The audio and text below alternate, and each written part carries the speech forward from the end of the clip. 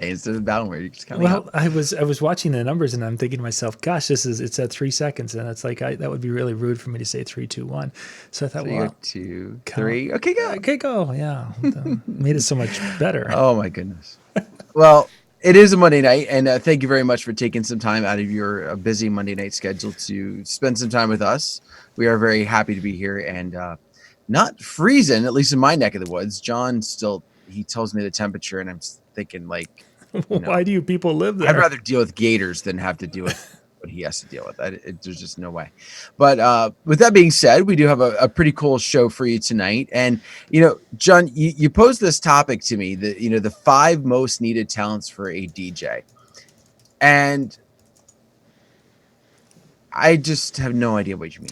Well, what I wanted to kind of dig into tonight, and this is as we've been preparing for the show in February, is one of the things as a producer of the educational content, you kind of look at what do people need, what do DJs need, what do wedding entertainers, mobile entertainers need to be successful, and you start looking at some things that you can teach, some things you can encourage, and some things that are innate.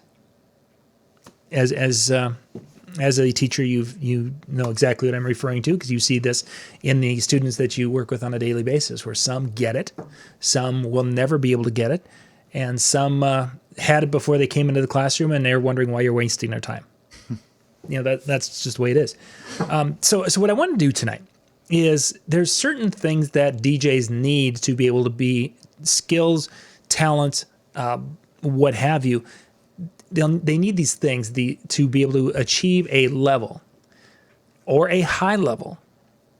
So, as an example, since everyone's been talking about this, the Super Bowl halftime show, you have 2 performers who were very good dancers, very good athletes, and both could sing. Those were talents that they needed to have to achieve that level of success. Now, we don't know if they were any good with math. We don't know if they could make a pot of stew that people would like, because those may be talents that they didn't need for where they are today.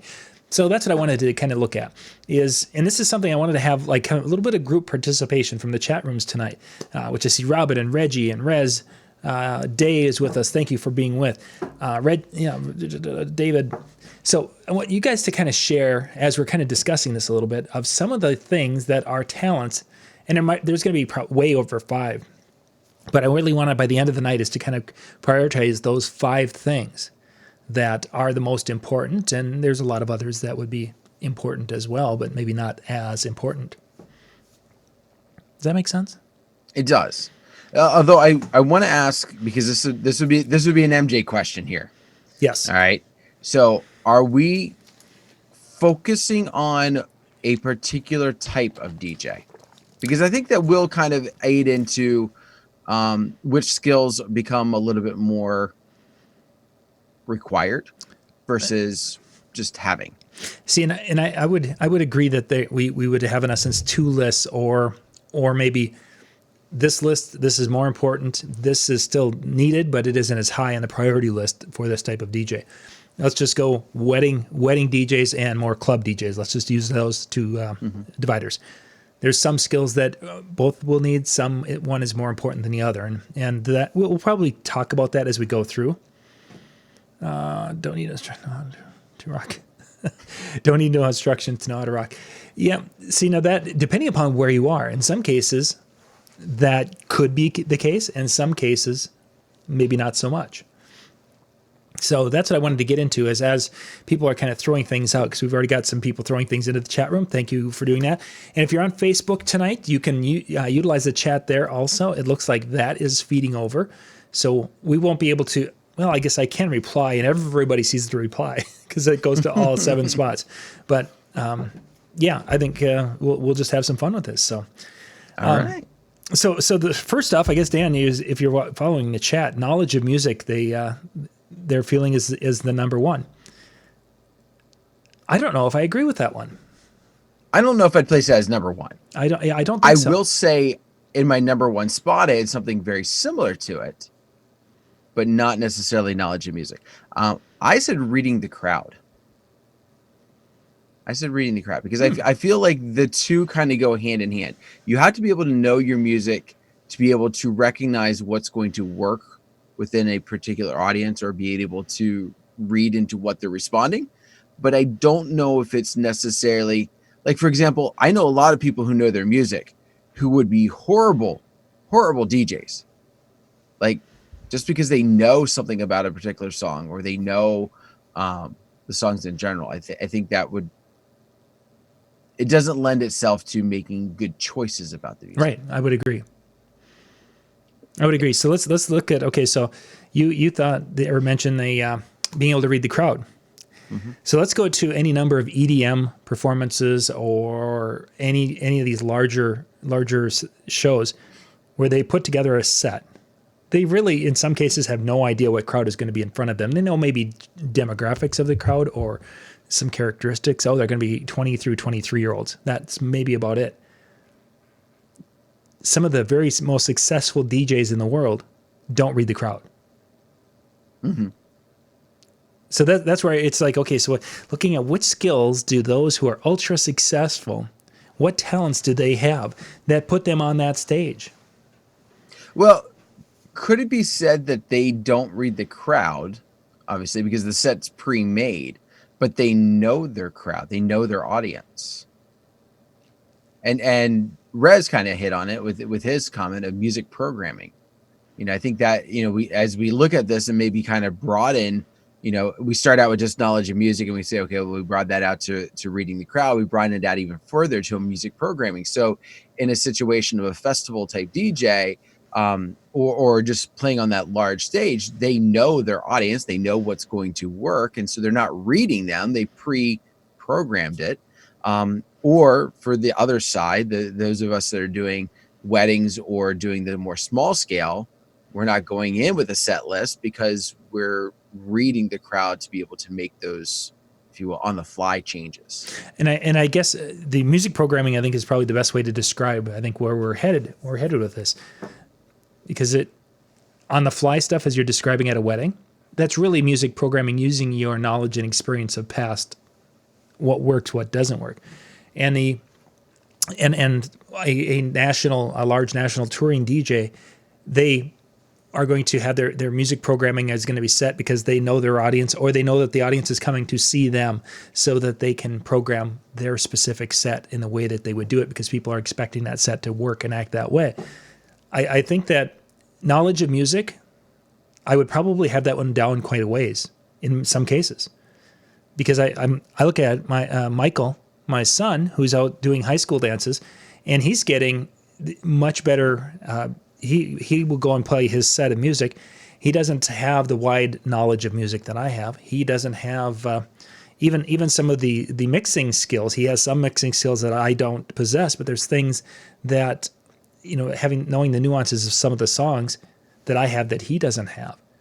So we do have two different shows, but yet his show goes over better with teenagers, partially because obviously age is part of it. But he's programmed his show for that age group more than I've been programming it more for a wider age group, I suppose.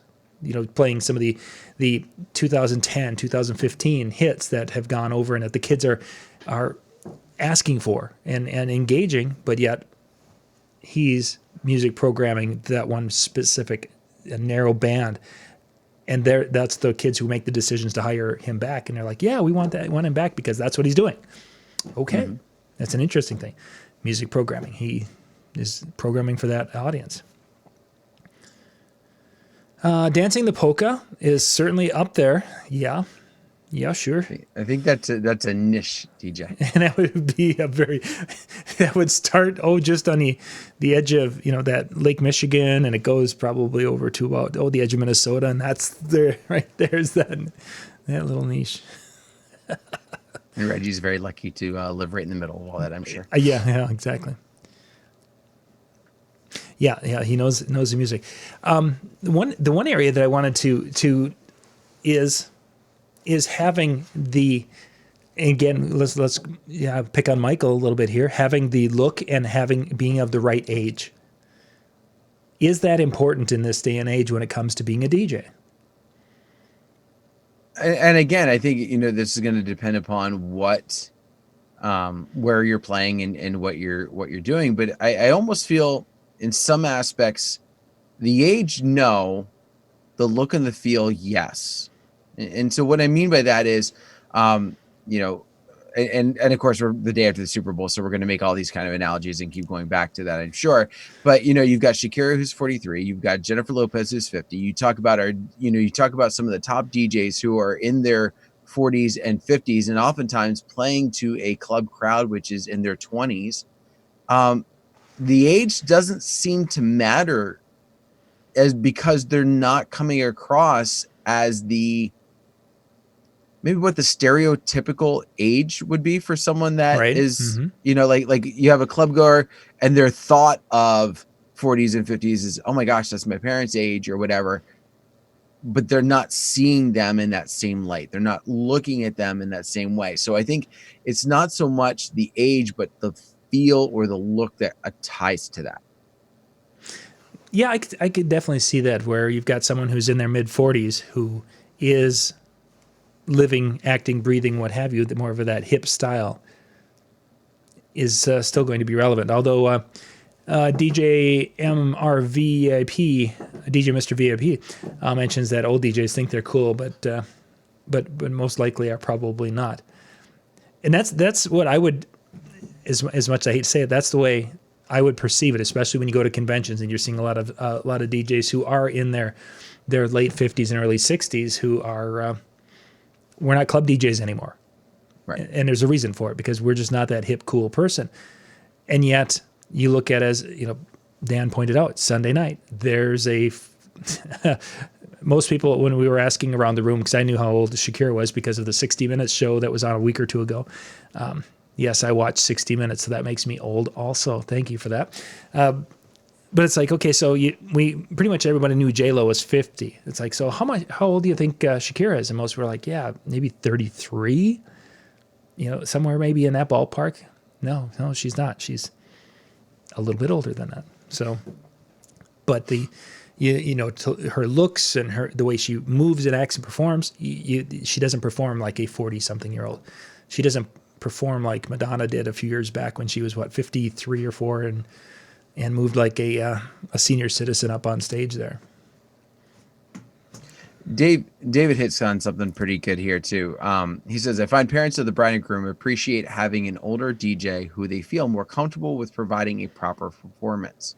I think there's also, when we're talking about age, we're talking about having that connection, not acting maybe in the stereotypical old. And we're not talking about coming across fake, and we're not talking about necessarily completely dressing to the hip, but we're talking about, having that right vibe and that right feel to it. But I think there is something to be said of not trying to act so young that you come across, I don't want to say inexperienced, but you come across aloof, you come across too young. And I don't mean, too young is probably not what I'm looking for here. But you're just not, you're not acting in such a way that you're going to lose that confidence that the older crowd would connect with in your wedding settings. Mm-hmm. I don't know. My wording was not great there. Yeah, and I know that, yeah. so. But well, it's really about the connecting, and as David's referring to couples connecting a little bit with an older DJ, that actually probably bridges not only from our music programming concept, bridges into the other part of it, especially in a wedding DJ, is that microphone or MC talent. The talent to be able to get on that microphone and make announcements, to connect with the guests in a way that feels genuine, that feels in control, and yet is charismatic enough and fun enough where people will feel like, hey, this is going to be a good time. You're not that person that's going to be the drill sergeant type person, what have you, from behind the microphone. Just having that quality, that skill to be a quality MC is probably a big part of what David's seeing also, I think.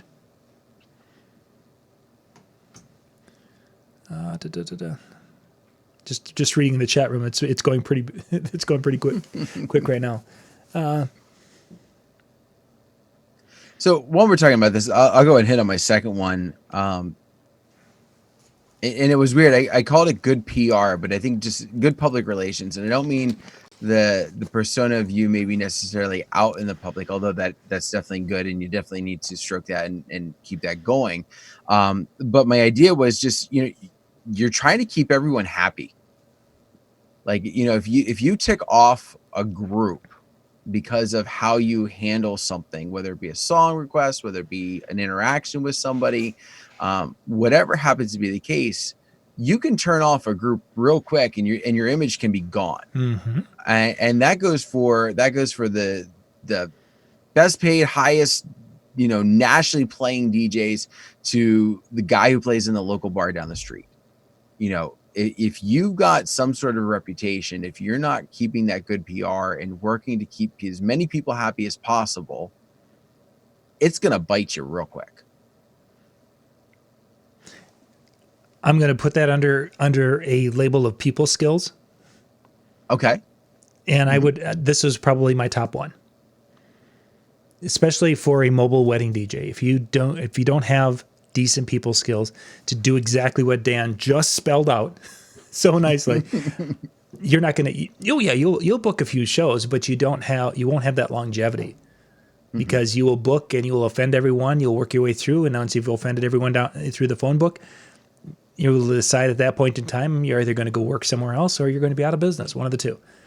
People skills, I think, and knowing how to handle them, not only as you're engaging them as they come up for requests or they're talking to you, and engaging people who are hiring you, and engaging, I think that might be one of the most underrated skills when it comes to performance, because you can be the greatest skilled athlete or the greatest skilled person, but they loved Kobe because Kobe was a great athlete, yes, but he was actually, excluding, obviously there was a couple of things in his life, but he was a pretty good guy. Everyone viewed him as he was that warm, charismatic person that people liked. And that's why he had that. If you have other people who people don't like, they don't, they become a footnote in a book of history type of thing. Mm-hmm. Absolutely. So I think people skills would almost be to a point at or higher, especially when it comes to repeat work or retaining your business. So yeah, good one. That was a good one there. I'm losing my people skills. Yeah, thanks to Facebook. After being on Facebook for about a half hour, you're ready to go slap people, and that's probably not good people skills. Not so much. Not so much. But the nice thing, it's virtual, so you can't really do that. Oh, I don't know. Sometimes you feel like you'd really want to just reach through the... You want to. You always want to. Yeah. Handling drunk people, there's a drunk people gives you your interpersonal relationship dealings right there. While we're waiting for a few more ideas to pop up in the group, I would definitely also throw in some sort of a public speaking. Some sort of public speaking, and you could in some ways tie this to some skills that you have to have as just a normal human being. But when you're, regardless of the type of DJ, I feel like you're going to have to speak in public in some form or fashion. Sure. Whether it is an actual formal MC type of situation, or whether it is just I'm grabbing the mic and I'm making some announcements, or whether it's, promoting my next, project. If you're talking about the big stadium style performances, you're doing that at some point. And so you need to be able to speak good. Kind of, as you're describing this, I'm flashing back to the old cartoons back in the 50s and 60s, where there's that super handsome guy and he's all, looks like $1 million, and he's wearing his nice suit, whatever. And all of a sudden they ask him a question and he's like, and it's basically this doofus type of a person who's falling over themselves.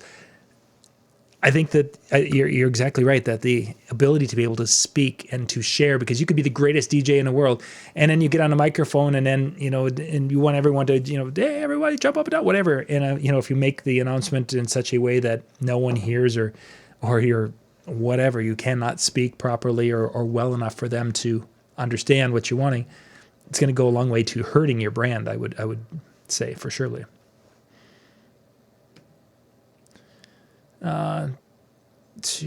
Being an officiant is a test for the emceeing skills. Oh yes, that is an area in which will test you and push you, especially if you're not comfortable speaking in front of people. Because what we'll end up doing is you will talk a million miles an hour. As ladies and gentlemen, here we are today to celebrate this day between Bob and Sue. And hey, everybody, let's all hand the rings back and forth. Welcome to officiating. So David adds, oh, sorry. Go. No, go. I didn't see it. David puts in interaction with the crowd. He gets lots of positive feedback for how he interacts and engages the crowd versus behind the DJ booth. That's getting into that public speaking. You're interacting, you're making those connections, you are seeing them face to face, and they're putting a face with it. It's so funny how, and we hear this within bridal shows too, but just the idea of the people who stand behind the table versus the people who stand in front of the table.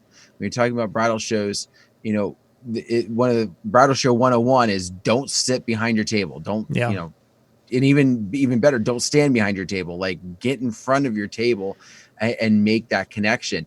And yet how many people, when they're doing their performance, stay behind their booth the entire night? Like, they know to get out for a bridal show, but they don't for the other one. And it's like, use those skills, use those interactions, make that public speaking really connect. Let's transition.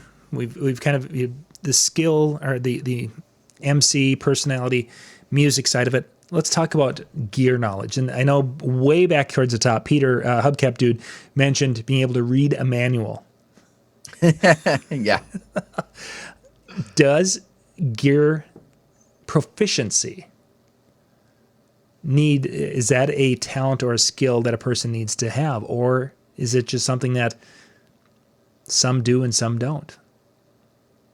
I think it's definitely some do and some don't. And I would put this low on the list.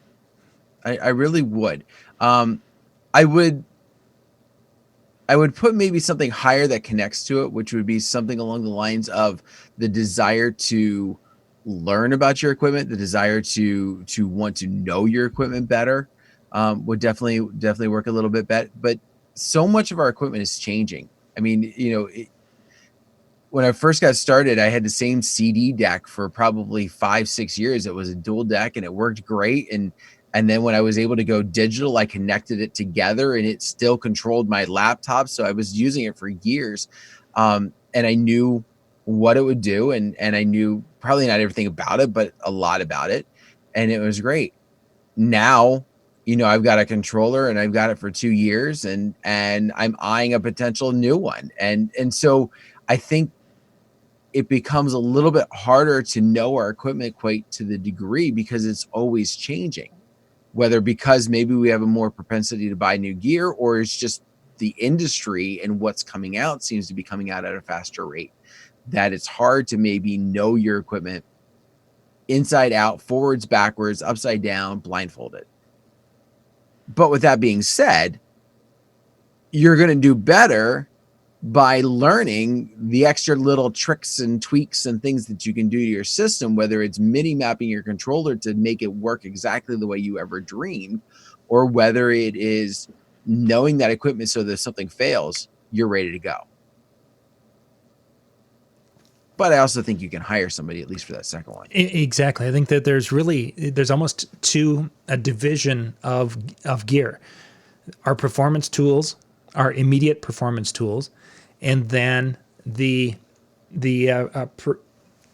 tools we use to create the music, what have you.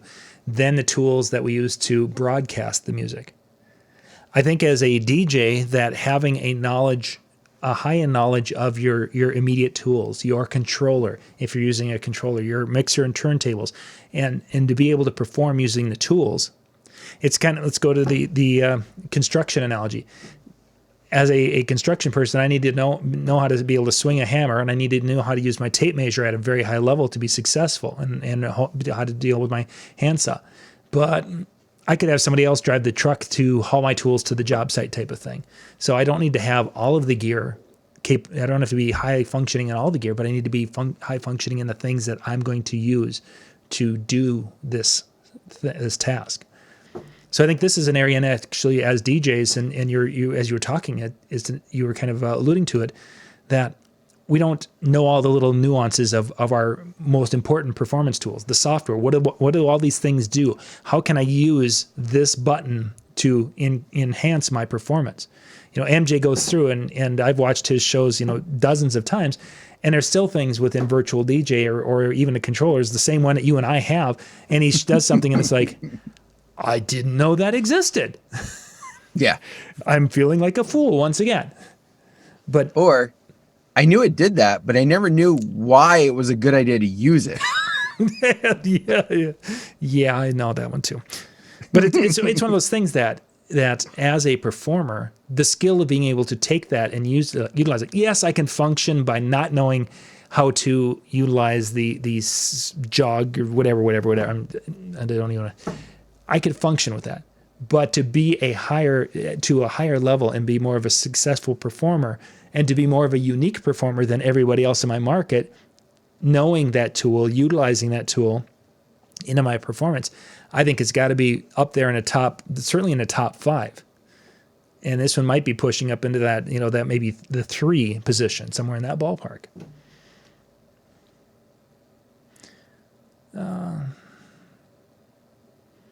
I love how this whole entire time we've avoided the elephant in the room. But I also love the fact that... Don't call Howie an elephant. He's a nice guy. He's not an elephant. That's what I just said.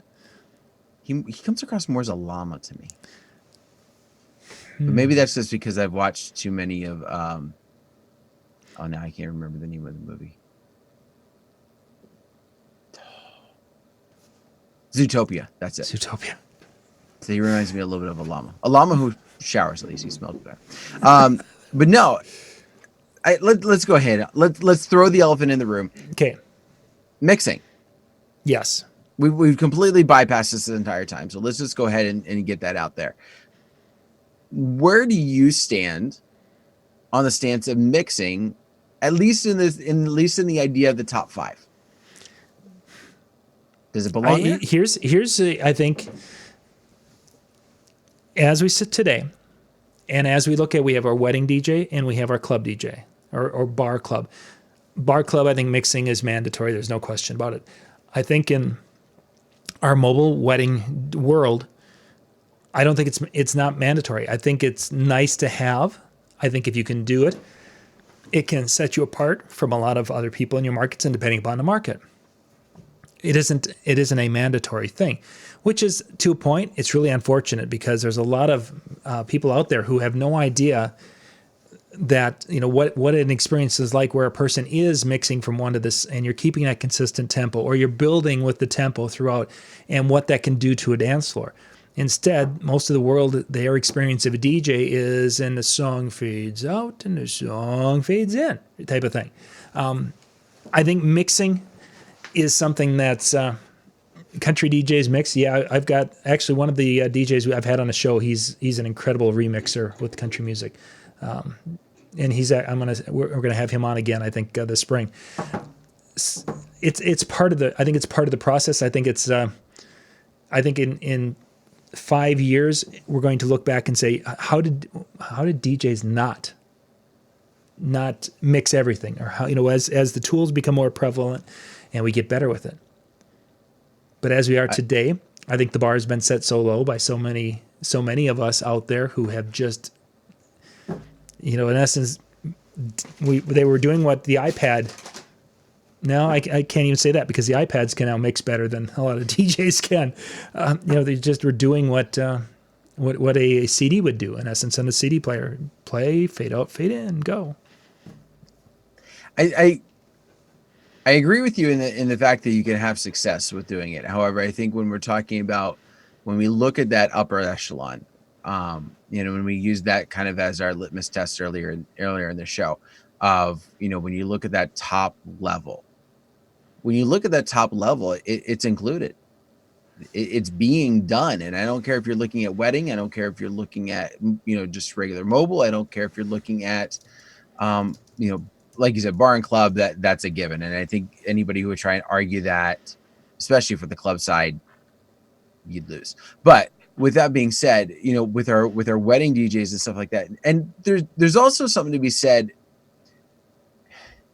There's different styles of mixing that we could get into too, and we could talk about that. I don't think you're going to see a turntablist that is jockeying and doing scratches and creating a performance level when we're talking necessarily about mixing being in that upper echelon. Are there ones that do it? Sure. That's something that's setting people apart. But I do feel that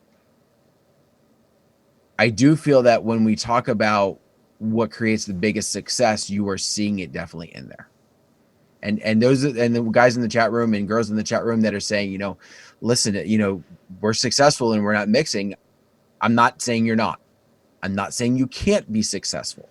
But if we compare it to the most successful within that area of DJing, within that, I'm not saying we're comparing to a club. I'm talking your wedding, comparing to the upper echelon of the wedding DJs, you're going to find that's where they're mixing. I think it's in the top 5? No, but I'm throwing that out there. In a day, clients are demanding that type of performance. I think that there will be more of that. Kind of like, how there's more of a demand for Polish polkas today than there was, 20 years ago. I want to see Reggie mix polka. I bet he could do it. I bet he could. The polka side of it. It's just when you try to mix from a waltz to a polka, that would be tough. That's 2 different time signatures. Would work. I got you. I can do it. So we've talked about the music side of things and the MC side of things, a little bit about the look and age side of things. We've talked about the gear side of things. The last part, and we're pretty much right on time. Let's talk about the business side of things. How much of a business person do you need to be successful as a DJ? Huge. I think this, this definitely is up there. And I would put this probably at 2. That's exactly where I had it to myself. Yeah. I didn't originally have it on my list, but as soon as you started bringing it up, it's got to be a 2, because here's the thing.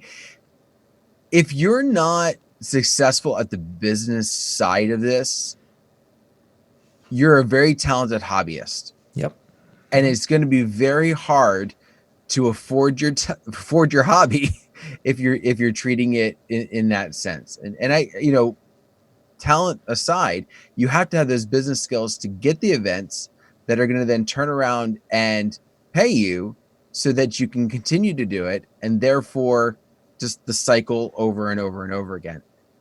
Without it, you're just, I don't know how you can. You do a lot in your bedroom, I guess. You could. Now let's put a pin on that, because Mr. DJ, Mr. VIP, thank you for putting that statement in there. I hate business. Now then you're not alone. There's DJs out there that hate dealing with numbers, hate dealing with contracts, hate dealing with any of this. Very, very common.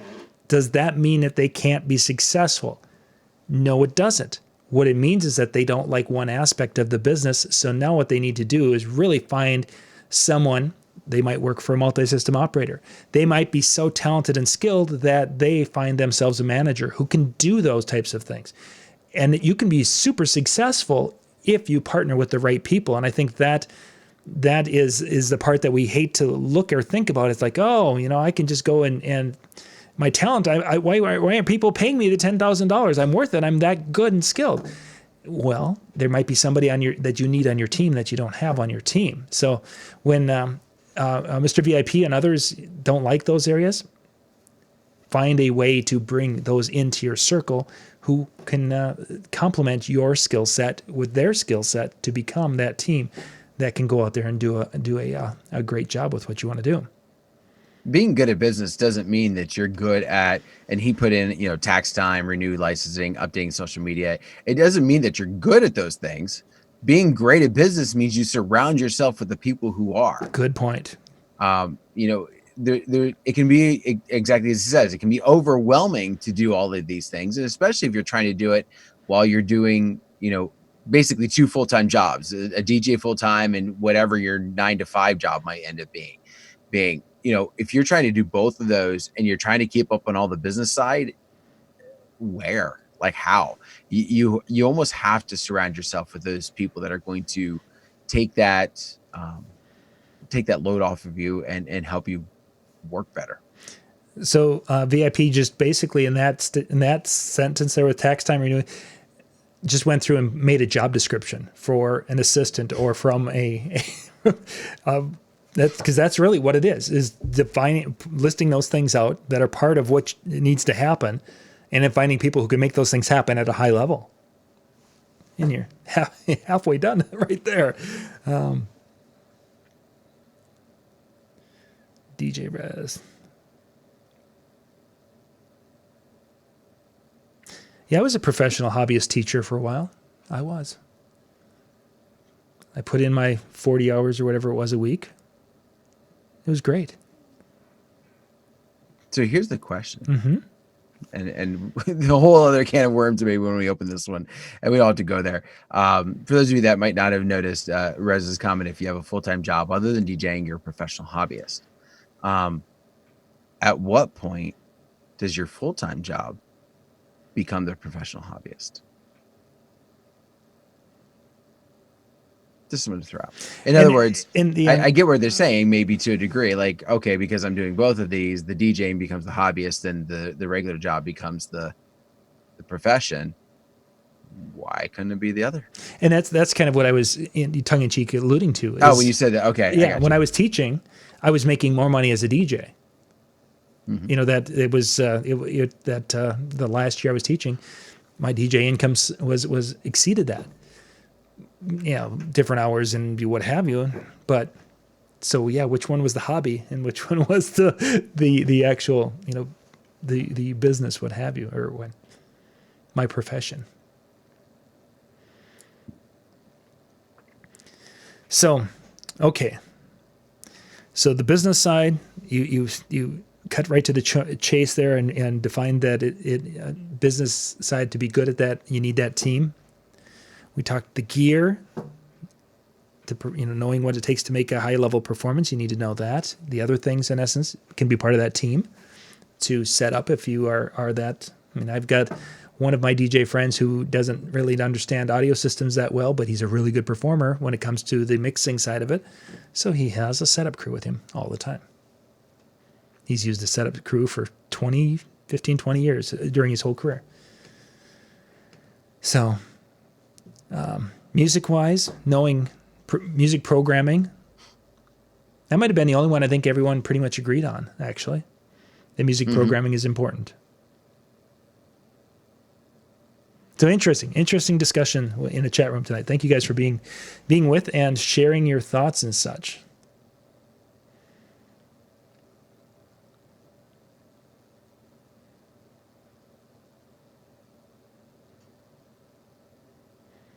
I don't catch that. Jonathan had a statement when we were asking about when the DJ becomes the profession. He made a comment on it. I don't understand it.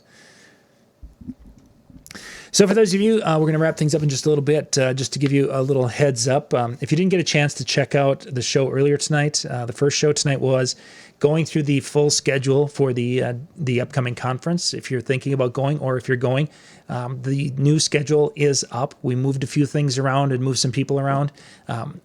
Specifically, we added a seminar. Ron Ruth, we moved him into Tuesday. We moved Rick into Wednesday. And then the mixing, Tony Fernandez with his mixing, he's actually going to be in the chill room doing more of a hands-on time frame, talking about remixes and using remixes. And it was going to fit better in there, into the chill room. The chill room, of course, is open. The schedule and everything's out at djntv.com/show. You guys can check that out. We are 3 weeks away. Tonight, at this time, we will be, let's see, that would be 7:40. So yeah, we'll be into the welcome party in 3 weeks from tonight. Wow. Yeah, so it is coming up quickly.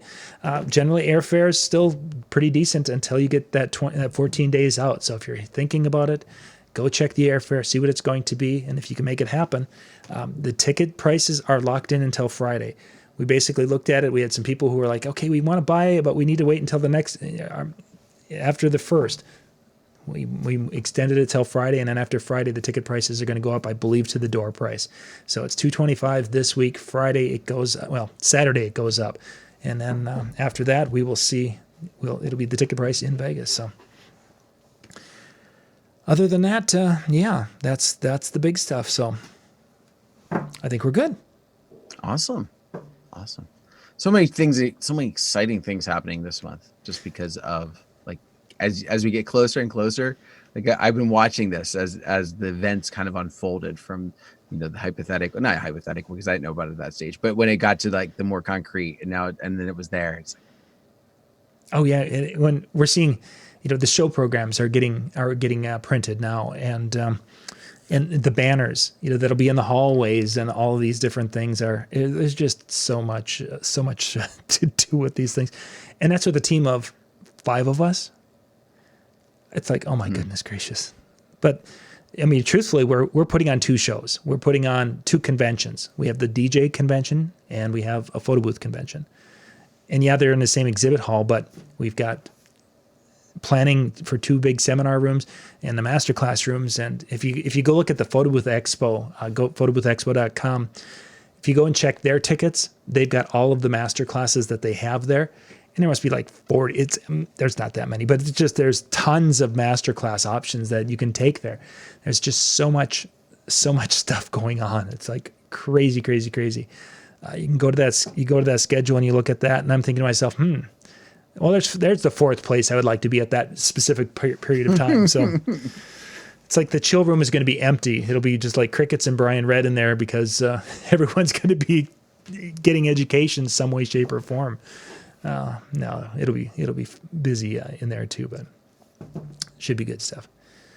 awesome. Yeah. So this week, Tuesday, Wednesday, what's the laydown? What are they looking forward to checking out? Let's see. I think tomorrow night we have, I know Nick Spinelli is going to be on this week. We're going to be talking about using nonprofits to, I believe it's nonprofit events to building your business. That was one of the shows. I think those are Wednesday night. Then we have Ben Stowe is talking about, what were we going to do tomorrow night? Oh, video. Running video, because that's come up once again, because now that the Alto Stealth stuff came out, finally the Stealth Pro, everyone, okay, now we can run audio. And we can use Sennheiser, we can use Alto, we can run audio. How can we run video? So we're going to dig into that again for running video. We've done that show a couple of times, but we're going to hit it again tomorrow night. And then Brian and I tomorrow night are going to be digging into the subwoofer thing, because Brian's been doing a lot of videos on adding subwoofers to your system. So Brian has been doing it from his experience and his trial and error and his version. So I went and did some research and talked to some people on the technical side of it. So we're going to combine our knowledge tomorrow night and share some thoughts when it comes to adding subwoofers to, whether it's your line array, your little array systems, or if you're adding subwoofers to your full system. So should be some good stuff this week. Hopefully people can join us. Nice. Yeah. Nice. So you got a plan, everybody. So just make a note of it. Put it in. Set the notifications up within YouTube, and you'll be able to find out, and it'll tell you right away when you need to tune in if you forgot, and you'll be all set to go. But do want to thank everybody for taking time out of their Monday evening. Of course, I always start the show and I end the show the same way, because without you, I should say, this just wouldn't be possible. John and I'd be sitting here talking on Monday night, and then he'd go freeze, and I'd go to bed. But on that note, we do want to thank you for taking time. Enjoy your evening. And if I don't see you before, we'll see you next week. Bye, everybody.